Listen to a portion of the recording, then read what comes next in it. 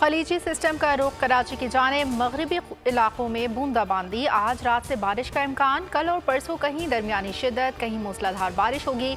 गरज चमक और तेज हवाएं भी मुतवक्के। जनूबी सिंध के कई अजला में भी बादल बरसेंगे। महकमे मौसमियात के मुताबिक कराची में खलीजी रियासतों जैसी तूफानी बारिश का इम्कान नहीं।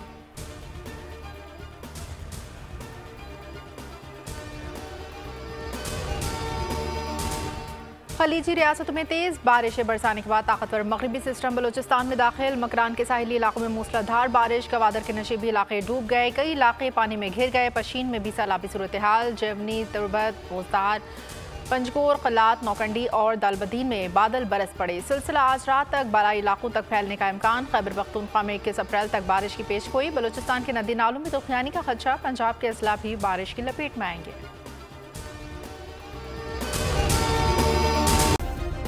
सब्सक्राइब करें और बेल दबाएं ताकि कोई खबर रह न जाए।